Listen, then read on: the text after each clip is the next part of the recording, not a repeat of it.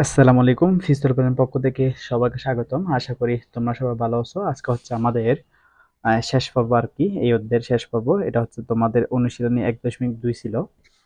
1.2 অনুশীলনী ছিল। হুম, এটা হচ্ছে আজকে শেষ পর্ব। আজকে আমরা সমাধান করবো 5, 6 আর হচ্ছে 7। হ্যাঁ, বুঝছো? এখানে 5 নাম্বার কি বলছে দেখো, 5 অঙ্কের ক্ষুদ্রতম সংখ্যা নির্ণয় করো যা 3 দ্বারা বিভাজ্য। এখন 3 দ্বারা বিভাজ্য হওয়ার জন্য আমাদের দেখো আগে 5 অঙ্কের ক্ষুদ্রতম সংখ্যা নির্ণয় করার জন্য আগে আমাদের কি লিখতে হয়, 1 লিখতে হয়।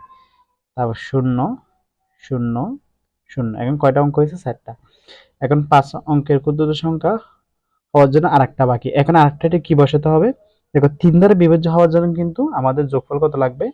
3 অথবা 6 অথবা 9। তাহলে আমরা এখানে কি বসাবো? 2 বসা দিলে তো হয়ে যাচ্ছে। কেমন? তাহলে এটা কত হয়ে গেছে গা?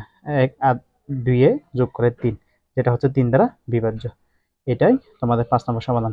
6 নম্বর দেখো, এখন 6 নম্বর কি বলছে? 6 নম্বর বলছে এখানে 7 অঙ্কের বৃহত্তম সংখ্যা নির্ণয় করা যা হচ্ছে 6 দ্বারা বিভাজ্য। তাহলে আমরা এখন 6 নম্বরটা করি। 7 অঙ্কের যেহেতু বলছে, বৃহত্তম সংখ্যা যেহেতু বলছে, আমাদের 9 লিখতে হবে। 3টা, 4টা, 5টা, 6টা। 6টা 9 লেখার পর দেখো 7 অঙ্কের বের করতে বলছে, তাহলে আমরা অঙ্ক আছে আরেকটা।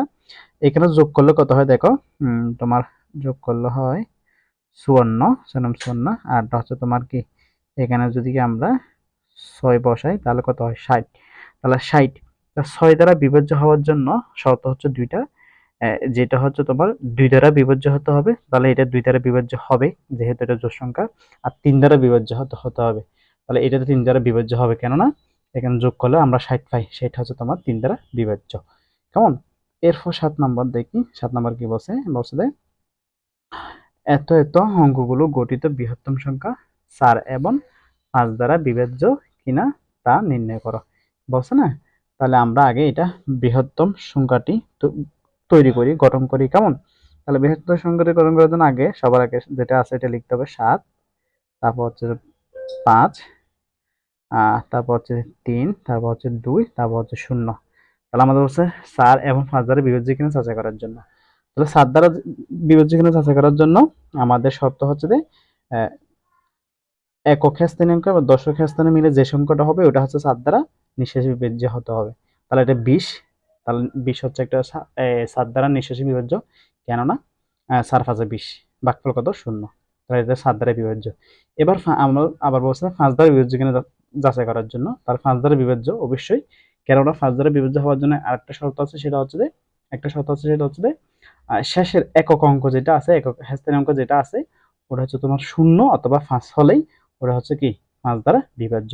তাহলে দোনোটাই এখন, এটা এই সংখ্যাটা যেটা আমরা বৃহত্তম সংখ্যা তৈরি করলাম, এটা হচ্ছে 7 দ্বারা বিভাজ্য এন্ড 5 দ্বারা বিভাজ্য। তাহলে তোমরা লিখতে পারো এই সংখ্যাটি 4 এবং 5 দ্বারা বিভাজ্য। তাহলে লিখো সুতরাং সংখ্যাটি 4 এবং 5 দ্বারা বিভাজ্য। কেমন? তাহলে আজকে হচ্ছে তোমাদের এতটুকুই। এটা হচ্ছে যে তোমাদের বেশিক্ষণ সময় লাগে না, এই ক্লাসটা একদম ছোটই ছিল। তবে সবাই যদি ভিডিওটা একটু ভালো লাগে থাকে আর কি, সবাই লাইক কমেন্ট শেয়ার করবা এন্ড চ্যানেলটা সাবস্ক্রাইব করে পাশে থাকবে, যেহেতু চ্যানেলটা ছোট। দেখা হবে নেক্সট ক্লাসে। সব ভালো থেকো, সুস্থ থেকো। আল্লাহ হাফেজ।